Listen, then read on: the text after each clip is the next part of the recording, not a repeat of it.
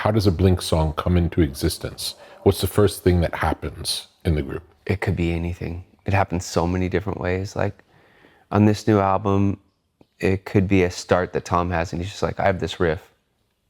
Then we'll get together and we'll come in and I'll really kind of push him to be like, let's just jam. Would you say jam is typically an aspect of the songwriting? Yeah, it could either start like for Edging, that's like on the album. It was our first single on the album. We released way before the album. And I just said like a shuffle is so powerful if it's done right. It's like bounce. So it started with a feel. Yeah, it could start with a feel. So I started with that and then just said jam. Like don't think about it. Let's just jam something. And then it's pretty normal for Tom to be like, okay, that was cool, I'm gonna go. And I'm like, no, just get on the mic really quick. Just do whatever comes to you. It doesn't have to, don't think about it being permanent. To get him to just freestyle over the jam. Yeah, I'll do something on the drums where he's like, oh, that's cool, I never thought of that, whatever. I like this. And if he's interested in that, then I'll get him to just play guitar over it, come up with some ideas.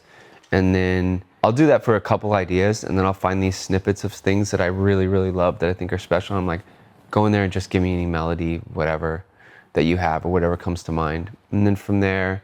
So it starts with a big, aimless jam, and will you loop it? Well, usually from that jam, we'll usually have an A and B part. I will loop it to where there's verse, chorus, verse, chorus. From the original, or do you play it again? From the original. From the original? Yeah, and Okay. then come up with like some kind of lyric or melody. We'll sit there and mess around with that. And then from there, go re-record stuff if we need to. Usually Has we it do. been like that from the very beginning? I mean, from the very beginning, we were never in a studio when we'd write. We would go in a room and we would write the entire song in a practice room. Like a live band that didn't record, essentially. Yeah, up until our Untitled album, that was written in a house, in a studio, as we went. When you would write in the rehearsal room, would you be playing loud? Loud, yeah. Could you always tell? Yeah, it's so weird to think back that things happen like that. Yeah. But yeah, we would, a lot of those things too would come from jamming at sound checks, being on tour. Yeah. Because we would tour all the time. Yeah. And it's those goofing around, noodling, that we'd be like, that's something. And then, Isn't it a great feeling when you it's like, the best. there was nothing before and you're messing around and it's not serious, and then you recognize something really serious? Yeah. I mean, even to this day, when I go in the studio and do that, when you go into a studio, like if we came here and then we had a session and we leave with something and we're like, So exciting. that didn't exist before we were here today. That's so exciting. Yeah. So yeah, we used to do it like that. And now that I think back to it, it's wild that's how songs used to get written.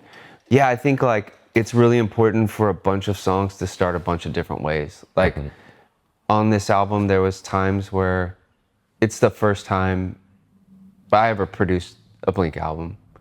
I'd always help with arrangements or do whatever I was supposed to do or come up with ideas like, we should do this tempo. Everything shouldn't be a punk rock, boot that, you know, we should try other things. And I think this time was the first time where I would come and I'd present actual song ideas. And it is a challenge being in the band and then also producing the band. Mm-hmm. But I felt like I was so aware of what the challenge was. Mm-hmm.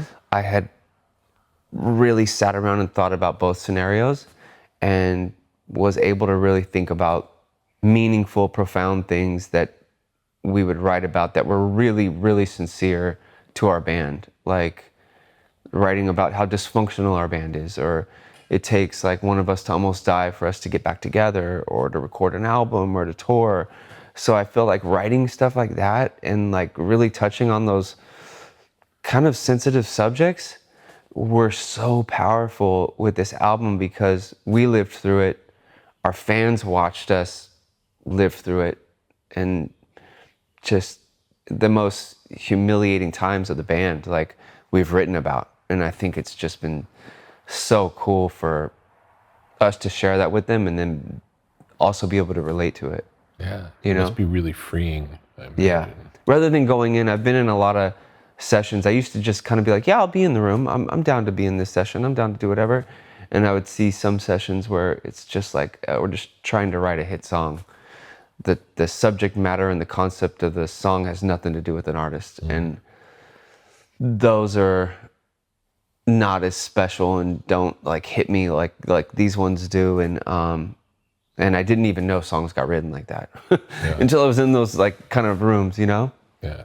It's strange to me too. Yeah, I know it works and I know a lot of people do it, but I know it doesn't resonate with me